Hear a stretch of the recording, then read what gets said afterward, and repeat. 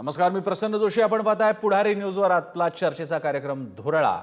आणि धुरळा का न उडावा? जर का धूळ उडवत एका गाडीमध्ये 5 कोटी किंवा काय 10 कोटी जर का रोख रक्कम जात असेल आणि प्रत्यक्षात दावा होत असेल की यापेक्षा जास्त रक्कम होती, तर चर्चेचा धुरळा उडणारच.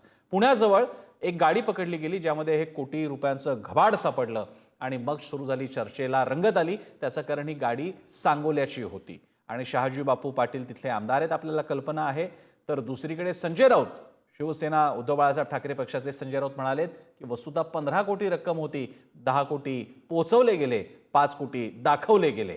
आणि या प्रकारे त्यांनी काय झाडी काय डोंगर याकडे सुद्धा अंगुली निर्देश केला, जो सरळ सरळ संकेत होता शहाजी बापू पाटलांकडे. आणि त्यामुळे ही चर्चा चालू आहे की नेमकं काय चाललं. पण या निमित्तानं एक नक्की झालं, या निवडणुकीमध्ये बेकायदा अवैध काळा 2 नंबरच्या पैशाचा शुभारंभ झालेला आहे. त्याला गैरआरंभ म्हणा नाही तर शुभारंभ म्हणा, पण ते जे गालबोट लागायचं असतं की आपल्याकडे पैशाचा धुरळा उडतो, तो मात्र सुरू झाला. म्हणजे आता यापुढे महाराष्ट्राची निवडणूक सुरू झाली, खऱ्या अर्थानं म्हणता येईल की आता पैसे सापडू लागले. तर याबद्दल बोलण्यासाठी आपल्यासोबत आहेत किशोर तिवारी, शिवसेना उद्धव बाळासाहेब ठाकरे पक्षाचे नेते आणि प्रवक्ते. त्याचप्रमाणे राजू वाघमारे आहेत, शिवसेनेचे, ज्यांना आपण शिंदेची शिवसेना म्हणतो एक ओळख येण्यासाठी, तर शिवसेनेचे प्रवक्ते आणि नेते राजू वाघमारे आहेत. आणि त्याचप्रमाणे विजय कुंभार, भ्रष्टाचार विरोधी आंदोलनातलं एक बिनीचं नाव, आरटीआय ऍक्टिव्हिस्ट आहेत. त्या सगळ्यांचं मी स्वागत करतो. पहिल्यांदा मी राजू वाघमारेंपासून सुरुवात करतो. राजू वाघमारेजी, सांगोल्याची गाडी 5 कोटी सापडले, 10 कोटी बेपत्ताचा आरोप आहे, आपलं काय म्हणणं आहे? नाही, 5 कोटी सापडले, त्याच्याऐवजी ते 50 कोटी सापडले असं पण बोलू शकतात आणि 500 कोटी गायब आहेत असं पण बोलू शकतात. बोलणाऱ्याच्या तोंडावर प्रसन्न, जे आपण काही तोंड हात ठेवू शकत नाही. आणि कसं आहे, उद्या आता जर मुंबईत गाडी सापडली किंवा बँड्राला गाडी सापडली, मग ते मातोश्रीवरचे पैसे होते का? किंवा उद्या जर मलबार हिल आणि त्या बाजूला गाडी सापडली, मग कोणाच्या भाजपवाल्याचे पैसे होते का? आपण कुठच्या दुनियेत चाललोय आणि राजकारण आपण किती खालच्या पातळीवर नेतोय. त्याच्यामध्ये सांगोल्याचे आमदार आमचे शहाजी बापू पाटील यांचं नाव आहे का? यांची ती गाडी आहे का? फक्त ते सांगोल्याचे आमदार आहेत म्हणजे ते त्यांचे पैसे झाले. मग उद्या बँड्राला जर उद्या गाडी पकडली तर ते मातोश्रीचे पैसे होतील का? आपण कुठच्या दुनियेत वावरतोय. आणि संजय राऊत सारखा जो माणूस आहे त्याला मी म्हणजे मदिरापान केलेला भोंगा असं म्हणतो की ते काही बरळू शकतात. नशीब त्यांनी सांगितलं की 5 कोटी आणि 10 कोटी उरले. त्यांनी हे नशीब नाही सांगितलं की 5 कोटी आणि 500 कोटीचा प्रश्न आहे. या गोष्टी त्यांनी सांगितल्या नाहीत, हे नशीब. कारण कसं आहे की गाड्या सापडतात, इलेक्शन मध्ये गाड्या सापडतात, पैसे सापडतात, हे काही नवीन नाही. प्रत्येक इलेक्शन मध्ये ते मिळतं आणि प्रत्येक इलेक्शन मध्ये त्याच्यावर कारवाई केली जाते. पण उद्या काय मिळालं आणि ती गाडी फक्त त्या, आता मतदारसंघ 3 लाख वस्तीचा असतो, मतदारसंघ 15-20 किलोमीटर लांब असतो. मग ह्याच्यातली गाडी फक्त त्या आमदाराची आहे कशावरून? म्हणजे उचलली जीभ लावली टाळ्याला. पण मग राजू वाघमारेजी, तुमचे मुद्दे एकदम सटीक आहेत. तुमचे मुद्दे राजू वाघमारेजी एकदम सटीक आहेत आणि अगदी बरोबर आहेत. फक्त अर्धे मुद्दे आहेत. तुम्ही म्हणता ते बरोबर आहे की एवढा मोठा मतदारसंघ काय संघ असतो आणि मतदारसंघ असतो, तर मग काय केवळ शहाजी बापू पाटील असतील का? मला सांगा, एवढा पैसा जेव्हा जात असतो तेव्हा टेलिफोनिक असो नाहीतर काय सिग्नल कम्युनिकेशन असेल, व्हॉट्सॲप कॉल असेल, ते होत असतील, गाडीचं काहीतरी कम्युनिकेशन होत असेल, ते कुठल्या सर्कलमध्ये आहे, काय आहे, गाडी कुठून पासिंग होती? नंबर तर आम्हाला पण दिसतोय. म्हणजे आता सुद्धा आरटीओच्या गाडी याच्यावर गेलो तर आपल्याला नाव, नंबर, मालक पण आपल्याला कळेल. मग ही गाडी कुठून आली होती हे सगळं शोधायला आजच्या काळामध्ये नो टाइम लागतो. आणि इथे तर सर्व शक्तिमान सरकार आहे, मग शोध काय नाही लागलेला? अजून काहीतरी समोर तर आलं पाहिजे. प्रसन्नाजी बोला. नाही प्रसन्नाजी बोला. निवडणूक आयोगाच्या ताब्यामध्ये आचारसंहिता असल्यानंतर सगळा कारभार निवडणूक आयोगाच्या ताब्यात असतो. पोलीस त्यांच्या सूचनेप्रमाणे काम करतात. त्याच्यानंतर मुख्यमंत्री किंवा सरकारचं काही त्याच्यात चालत नाही. त्याच्यामुळे गाडी कोणाची आहे, कुठून आली, कोणी पाठवली, कुठे चालली, याचा शोध घेतील ना. माझं काय मत आहे, उद्या शोध घेतल्यानंतर शहाजी बापू पाटलांचं नाव आलं आमच्या आमदाराचं, मग तुम्ही दोन्ही हाताने बोपा मारा आम्हाला त्याच्याशी काय वाटणार ठीक आहे, सध्या आम्ही बोंबा नाही मारत आहोत, सध्या आम्ही तरी नाही मारत आहोत, पण सध्या तरी बोंब उद्धव ठाकरेंच्या शिवसेनेकडनं नक्की मारली जाते की हे आकडा 5 कोटी नव्हता, 15 कोटी होता, 10 कोटी पोचवले गेले, 5 कोटी ठेवले गेले, दाखवले गेले. मी त्यासाठी जातोय, ठाकरेंच्या शिवसेनेचे नेते, हा पहिला प्रश्न आहे. मी जातो, मी यासाठी किशोर तिवारींना विचारतो. किशोर तिवारीजी, तुम्ही शिंदेच्या शिवसेनेचं काय म्हणणं आहे ते ऐकून घेतलेलं आहे. माझा आपल्याला प्रश्न आहे, आपल्या पक्षाचे नेते संजय राऊत, जो राजू वाघमारेचा म्हणणं आहे त्याच्यात एक थोडं तथ्य आहे की काही अजून पुरावा समोर आलेला नसताना एकदम 10 कोटी सापडले आणि मग त्याला इंडिकेट करायचं, नाव नाही घेतलं पण इंडिकेट करायचं, काय झाडी काय डोंगर, असे डोंगरात निघून गेले पैसे. काय प्रकार, काय तुमचं काय म्हणणं आहे? नाही, एक मी सांगतो की पैशाचा वापर होतोय आणि पैसे निवडणुकीत वाटले जातात आणि आचारसंहितेमध्ये 5 लाखावरची रक्कम तुम्ही घेऊन जात असाल तर त्याचं तुम्ही पूर्ण डॉक्युमेंटेशन द्यायला पाहिजे. 15 कोटी मिळाले म्हणून बातमी रात्री 4 वाजता पत्रकारांनीच दिली आणि त्या ठिकाणी त्याचे बॉक्सही होते आणि सगळं डॉक्युमेंटेशन पत्रकारांनी केलं. पोलिसांना वारंवार विचारत होते की तुमच्यावर दबाव आहे का, दबाव आहे का. अरे माझ्या यवतमाळ जिल्ह्यात जर असे 10-15 कोटी रुपये आणि कोणी क्लेम करत नसेल तर मी कागदपत्र जमवून मी क्लेम करून घेणार. अरे कसं झालं, एकदम 15 कोटी रुपये आणि कोणीच क्लेम करत नाही. प्रसन्न कसं एकदम वाटते तरी कसं तुम्हाला. आणि राजू वाघमारे बघा, लावली जीभ टाळूला आणि मदधुंद माईक. राजूला काय झालं मला माहित नाही, व्यक्तिगत द्वेष कशाला करायचा. एक आरोप आहे की तिथले सत्तारूढ आमदार यांचे पैसे होते असा पत्रकारांनी म्हटलं. आणि विजय कुमारांना विचारा ना, असे 15 कोटी रुपये सहज मिळतात का कुठं, 5 कोटी मिळतात का. आमच्या गाडीत तर चालत, आमची गाडी चेक केली तर 500 रुपये मिळत नाही. अरे कसं चालते, आवाज येणार नाही तुम्हाला ते, बिलकुल नाही येणार. राजू वाघमारे चिंता करू नका. तुमचा आता मी तुम्हाला एक बोलतो, ही निवडणूक प्रसन्न खूप महत्वाची आहे. महाराष्ट्रात 25 लाख कोटीचे प्रकल्प राबविले जात आहे. अच्छा. आणि प्रसन्न गुजरात लॉबीचा खूप मोठा इंटरेस्ट आहे आणि दिल्लीहून पैसे आणण्याची काहीच आवश्यकता नाही. गौतम अडाणी साहेब मुंबईतच आहे. आणि मागच्या वेळेस तर मी तुम्हाला म्हणतो, भाजपचे राष्ट्रीय अध्यक्ष राहिलेले माझे मित्र यांच्याकडे मी गेलो की 50 खोके होते की काय. अबे मूर्ख आहे म्हणे तू, 50 खोके नाही 100 खोके होते. मी याच्यासाठी बोलतो की महाराष्ट्राचे आज सुद्धा मी सांगतो तुम्हाला, हे प्रसन्न, हे डॉक्युमेंटेशन फार महत्वाचं आहे. ही निवडणूक भाजपची नाही आहे. भाजपचा मुखवटा लागून हे अडाणी निवडणूक लढत आहे. आणि तिवारींचं म्हणणं आहे गोष्ट 5-10 कोटीची करूच नका, हा सगळा विषय 100 कोटींचा आहे. म्हणजे 5 कोटी सापडल्यापासून जी चर्चा सुरू झाली ती संजय राऊत म्हणाले 10-15 कोटी आणि आता तिवारींनी तो आकडा नेलेला आहे 100 कोटींपर्यंत. मला मोजताच येत नाही कधी 100 कोटींवरची शून्य किती असतात आणि ते गड्ड्या केवढ्या असतात इमॅजिनच करता येत नाहीये. मी जरा तोपर्यंत थोडासा ब्रेक घेण्यासाठी मी जातो विजय कुमारांकडे, ते जरा सांगू शकते. विजय कुमारजी, हा काय, मला असं सांगा की एवढा पैसा जेव्हा ट्रॅव्हल करत, माझे 2-3 प्रश्न आहेत तुम्हाला, आम्हाला जरा समजावून सांगा भ्रष्टाचार कसा होतो. शिकलं पाहिजे, करायला शिकलं पाहिजे की एवढा पैसा एका गाडीतून न्यायचा, त्यासाठी तो मुळात कुठून तरी पैसे उचलले असतील, मग एवढ्या गड्ड्या ठेवल्या कुठे असतात. मग आपल्या डिमॉनिटायझेशन पासून जो काही आमच्याकडे क्रांतिकारी निर्णय झाले की ज्याच्यामुळे कॅश कमी झाली समाजातून, ऑनलाईन ट्रान्झॅक्शन्स वाढली, मग ते कसे काय एवढे पैसे तुंबलेले राहतात कुणाकडे की 5-5 कोटी 10-10 कोटी कोणाच्या तरी घरात असतात, मग त्या गाडीमध्ये चढवले जातात आणि मग गाडी पाठवली जाते. ते अर्थकारण काय आहे काळ्या पैशाच्या निवडणुकीतल्या? पहिली गोष्ट म्हणजे आपण राजू वाघमारेंपासून सुरू करूया. त्यांनी जे म्हटलं की असं कुणाच्या तोंडाला हात लावता येत नाही, तसंच दुसरी बाजू खरी आहे की कुणी काय बोलावं याला धरबंद नसतं. म्हणजे हे पैसे अमक्याचेच होते, याला काय, म्हणजे हे पैसे जे नेणारे असतात ते काय आपलं नाव गाव पत्ता सही करून पाठवत नसतात. ते निनावीच असतात. त्यांनी आपली गाडी सापडू नये वगैरे सगळ्या काळज्या घेतलेल्या असतात. बरं. आता राहिला मुद्दा 5 कोटी की 50 कोटी. आता 5 कोटीचं वजन किती होत आहे मला आता माहिती नाहीये. संध्याकाळपर्यंत मी अभ्यास करून सांगेन त्याचा. बरं. परंतु ते एवढ्या गाडीतून जाणार आहे का वगैरे सगळेच मुद्दे त्याच्यामध्ये.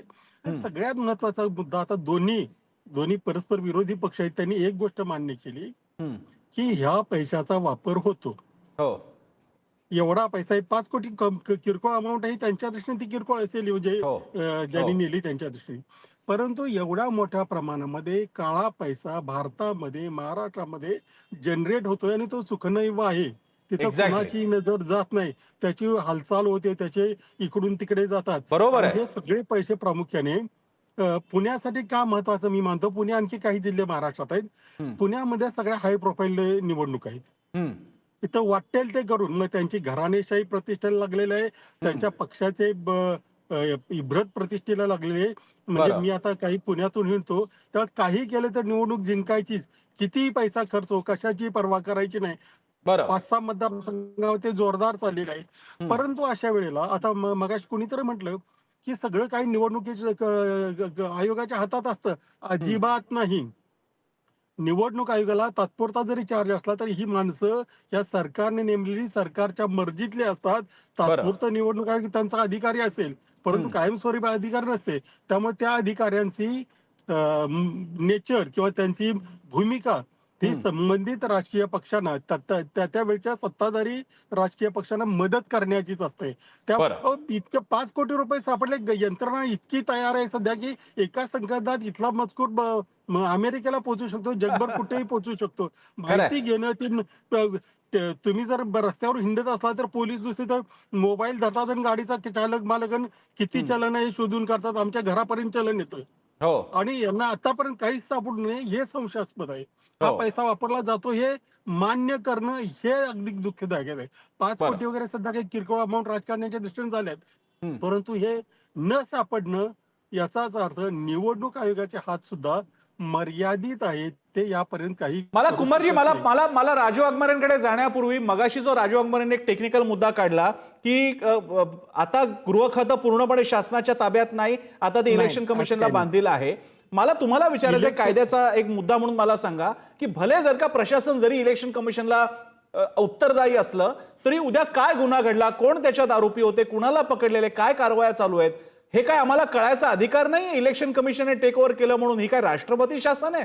आम्हाला कळणार नाही जर का कोणी खून केला, कोणी जर का किडनॅप केलं, कुणाला राजकीय किडनॅपिंग झालं तर आम्हाला कळायचा अधिकार नाहीये? हे खरं टेक्निकली आपल्याला सगळं समजलं पाहिजे नव्हे तो आपला अधिकार आहे. परंतु मागच्या आठवड्यात माझ्या स्वतःच्या इलेक्शन कमिशनकडे 3 कंप्लेंट झाल्यात. अच्छा. त्याच्यामधलं एकीच उत्तर आलंय की हे निवडणुकीशी संबंधित नाही. सगळं काही निवडणुकीशी संबंधितच असतं मी ते लिहून दिलेलं आहे. बाकीच्या दोन्हीचा अजून तपास नाही. ते 103 GR गेले.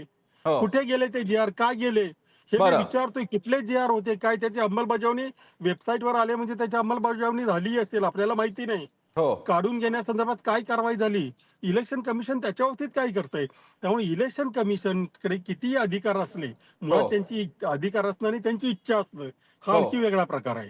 म्हणजे कुंभार सर आता हा विषयाला वेळ नाहीये म्हणून, पण याच्या निमित्ताने एक वेगळी चर्चा होऊ शकते की इलेक्शन कमिशनच्या या काळामध्ये ज्या अखत्यारमध्ये प्रशासन त्यांना उत्तरदायी असतं, सिक्रेसी कसं काय पाळू शकतात? उद्या तुमचे काय निर्णय घेतलेले, तुम्ही काय कारवाई करतात हे जर का जनतेला कळलं नाही तर मग या सिक्रेसीच्या काळात कोणते निर्णय घेतले जात आहेत, कुणाला सोडलं, कुणाला ठेवलं, खरंच किती रक्कम होती याचं काहीच कळणार नाही.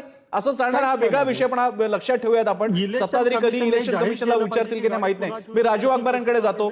राजू वाघमारेजी, तुम्ही मगाशी काहीतरी बोलत होता, उत्तर द्यायचं होतं तुम्हाला, ते पूर्ण द्याच तुम्ही. पण पुन्हा हा सुद्धा प्रश्न आहे की अशा घटना घडत असतील, एवढे पैसे आजही कुणाकडे कॅशमध्ये स्टॅक स्वरूपात राहत असतील तर मग डिमॉनिटायझेशन आणि त्याच्या यशाचं काय झालं? थोडक्यात अजूनही भरपूर चलन आपल्याकडे कॅश स्वरूपात आहे हे आता मान्य करायला पाहिजे. प्रसन्नाजी, एक लक्षात घ्या की भारताची अर्थव्यवस्था ही जवळजवळ डिमॉनिटायझेशन जरी आपलं झालं तरी आपली 75 ते 80% अर्थव्यवस्था ही ग्रामीण भारतावर आधारित आहे, निम्न शहरी आहे आणि ती संपूर्णपणे कॅशवर आधारित आहे. बरं. आपण शहरामध्ये जरी कार्ड आणि हे वापरत असलो तरी मेजॉरिटी व्यवहार आजही भारतीय अर्थव्यवस्थेत हे कॅशनी होतात. त्याच्यामुळे अशा प्रकारची कॅश जमा असणं हे म्हणजे लिहिलेलंच आहे आणि ती आहेच, आपण ती नाकारू शकत नाही. अच्छा. फक्त आता अशी मिळालेली कॅश जी आहे ती एका व्यापाऱ्याची आहे का की ती राजकारणासाठीच आणलेली आहे, याचा तपास निवडणूक अधिकारी घेतील.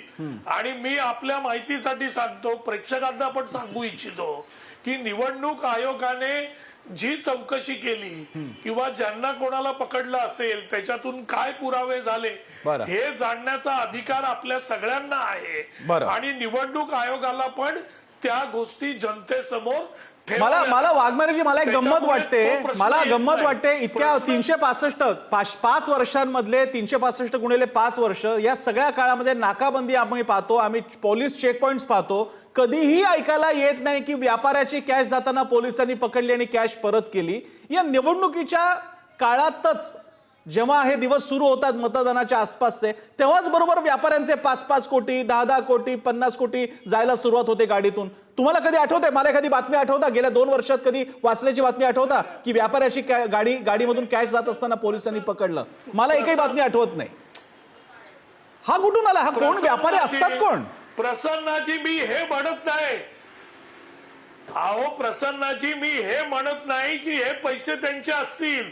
मी सांगण्याचा प्रयत्न करतोय की अशा पद्धतीचे व्यवहार आपल्या देशात कॅशनी पुष्कळ जण करतात. बरं. जो पकडला तो चोर. अच्छा. राहिला प्रश्न निवडणुकीच्या काळात हे जे मिळालेले आहेत याची चौकशी करा. ठीक आहे, याच्यातून शोधून काढा. तिवारींकडे जाऊया. पण सगळं तिवारीजी राजू वाघमारे म्हणतायत, करून मोकळे व्हायला. किशोर तिवारीजी राजू वाघमारे म्हणतायत की पकडले ते चोर असतात. सगळ्यांना सरसकट चोर ठरवू नका, सगळ्यांना सरसकट चोर ठरवू नका. हे व्यापाऱ्याचे पैसे होते का, हे कुणाचे होते? शहाजी बापूंचं तर नावच अजून आलं नाहीये, तर मग टीका टिप्पणी का? बोला किशोर तिवारी. नाही, राजू वाघमारे इलेक्शन कमिशनची बाजू मांडतोय, 5 कोटी रुपये ज्यांचे आहे त्याची बाजू मांडतो, ठीक आहे ना. पण मी एक बोलतो तुम्हाला, बोला. लाडकी बहिणी योजना ही योजनेमधील पैसे आहे असं म्हणून हायकोर्टात सांगण्यात आलं. त्याच्यानंतर काय झालं, आता फ्रीबीज मध्ये जो दुसरा हप्ता होता तो रोखण्यात आला. तर एकनाथ शिंदेना एका आमदारांनी विचारलं की आता हे जे पैसे आपण दिवाळीच्या तोंडावर देणार होतो त्याचं काय? बरं. तर एकनाथ शिंदे म्हणाले कोणीही फिकर करायची नाही, आपण देऊ. तर हे पैसे लाडकी बहिणीचं कॅश मध्ये डिस्बर्समेंट साठी आले होते. बरं. आणि निवडणुकीच्या डोळ्यावर ठेवून आले. बरं. राजू वाघमारे नवीन गेला आहे तिथे माझे मित्र फार जुने आहेत. अहो जावई शोध खरंच मांडला पाहिजे. हो प्रसन्नाजी मला बोलू द्या ह्याच्यावर. अहो त्यांना तिवारींना पूर्ण करू द्या. वाघमारे मी येतो तुमच्याकडे, तिवारींना पूर्ण करू द्या. तिवारी पूर्ण करा, मग मी राजू वाघमारेंकडे येतो. बोला काय म्हणताय? अरे राजू वाघमारे तानाजी सावंत झालाय, त्यालाही मळमळ आणि उलट्या होतात, अच्छा. यालाही मळमळ आणि उलट्या होतात. अरे एकनाथराव सभेत बोलले बाबा की लाडक्या बहिणीचे पैसे मी देणार म्हणून. अरे तुम्ही माहित नाही, महाराष्ट्र हा 25 लाख कोटीचे प्रकल्प, 30% काढा बरं किती होतात? बरं. अरे लाखो कोटीमध्ये खेळता हे लोक. बरं. हा, आणि मी बोलू का फारच आता? विचित्र परिस्थिती बोलू आहे. का? हे मात्र खरं आहे तिवारीजी, खरंच आहे. 5 कोटीसाठी आम्ही चर्चा घेतो. कशासाठी? 5 आणि 10 कोटी हे काही चर्चेचे आकडे आहेत का? म्हणजे एवढ्या आम्ही पुढारी न्यूजवरती चर्चा घ्यायची अर्धा तास, तर काय आकडा 5 कोटी? किमान 200-500 कोटी असेल तर चर्चेला तरी अर्थ आहे. तुम्ही म्हणताय ते बरोबर आहे. राजू वाघमारेजी हा मात्र मुद्दा मान्य केला पाहिजे. कुंभारांकडे जाण्यापूर्वी पुन्हा एकदा राजू वाघमारेंकडे. वाघमारे, मी तुम्हाला आणखी एक किस्सा आठवून देतो. तुमचे जे बांगर आहेत ना, बांगर, त्यांनी नुकताच एक ना महिलांचा मेळावा घेतला होता आणि तिकडे ते एन्व्हलप वाटत होते. आम्ही जेव्हा त्यांना विचारणा केली ते म्हणाले की हे त्यांची डिटेल्स आहेत की जे त्यांच्याकडनं आम्ही घेतले होते, काय ते परत करत होतो वगैरे वगैरे. ठीक आहे, ज्यांना काय विश्वास ठेवायचा ते ठेवू शकतात, आपल्याला काय आरोप नाही करायचा. पण या सगळ्या डॉट्सना जोडायचं की नाही हा मुद्दा आहे. पैसे वाटत होते बाबा. बोला वाघमारेजी. नाही बोला. प्रसन्नाजी, तुम्ही तुमचा जो विषय आहे त्या विषयाच्या संदर्भात बोला. अच्छा. हे डॉट बीट जोडून लोकांमध्ये संभ्रम तयार करण्याचा प्रयत्न कृपा करून करू नका. ठीक आहे. हा पहिला मुद्दा. दुसरा मुद्दा असा की आता जो जावई शोध उभाटाच्या प्रवक्त्यांनी लावला याच्यावरून सिद्ध होतं यांची बुद्धी कुठे चालली आहे. आता मुख्यमंत्री लाडक्या बहिणीचे पैसे हे प्रत्येक लाडक्या बहिणीच्या बँकेच्या खात्यामध्ये जातात. आता या पैशांची सोय 46,000 कोटी रुपये आचारसंहितेच्या आधी ज्यावेळी योजना लागू झाली तेव्हा त्याची सोय बजेटमध्ये आणि ते पैसे त्याच्यासाठी काढून ठेवण्यात आले. बरं. ज्यावेळी एखादी योजना सुरू होते आचारसंहिता आली म्हणून ती योजना काही बंद होत नाही. त्याचे जे पैसे तुम्हाला द्यायचे असतात ते चालूच राहतात. त्याच्यामुळे हा जो जावई शोध बरं. उभाटा लावते मी तर जबाब जनतेने देतो. लक्ष दिलं पाहिजे बरं. की फेक जबाब देतो. नरेटिव्ह कशा प्रकारचं फेक नरेटिव्ह हे करायचं हे उभाटावाले काय हो, पण मला राजू वाघमारे तुम्हाला विचारायचं आहे. राजू वाघमारे मला एक सांगा, तुम्ही मंडळी, राजू वाघमारे मी तुमच्या बाजूने बोलतो, ऐका तर खरं, तुमच्या बाजूने बोलतो, आता चक्क तुमच्या बाजूने बोलतो. मला एक सांगा की तुम्ही डिफेन्सिव्ह का होता. ते शहाजी बापूंचं नाव घेता, घ्या ना तुम्ही पण नाव घ्या. पुण्यामध्ये सापडलेत, घ्या कुणाचं तरी नाव. त्यांच्या सगळी स्पष्टीकरण तुम्ही का देता, माझा तो प्रश्न आहे तुम्हाला.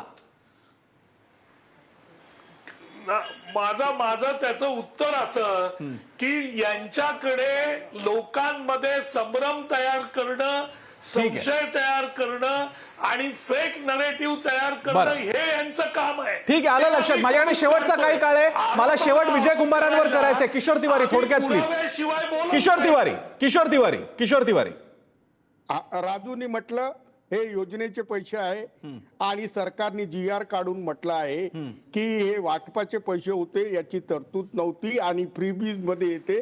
निवडणूक आयोगाने सांगितल्याप्रमाणे आम्ही ही पुढचा हप्ता रोखलाय. ठीक आता आहे. मी बोलतो विजय की कुंभार, पुढचा हप्ता विजय रोखलाय. कुंभार सर, ही सुरुवात आहे का? म्हणजे थोडक्यात महाराष्ट्राच्या निवडणुकीमध्ये काळा पैशाचा बाजार सुरू झालाय का? काय कुठचं बोलतोय कुंभार सर, एक मिनिट हा कुंभार सर. काळा पैसा सुरू झालाय हा काही पहिल्यांदा झालेला नाही. हा एक भाग झाला.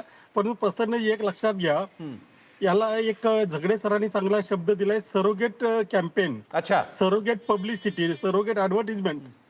5 कोटी रुपये मध्ये खरंच दिले का कोणी आणून ठेवले की आणखी काय परत तपासाचा भाग आहे. तो आपल्याला किती राजू वाघमारे म्हणाले तर 103 GR रद्द का केले, हे 5 कोटी कुणाचे होते, कसे होते, कुणाला पकडलं, काही शेवटपर्यंत कळणार नाही. परंतु या 5 कोटीमध्ये आता 15-20 कोटी रुपयांची पब्लिसिटी मात्र ते आमच्याकडे पैसे आहेत, आम्ही द्यायला तयार आहोत, आम्ही वाटेल तेवढा पैसा आहे. कुंभारे अजून तपास चालू आहे ना. ठीक आहे.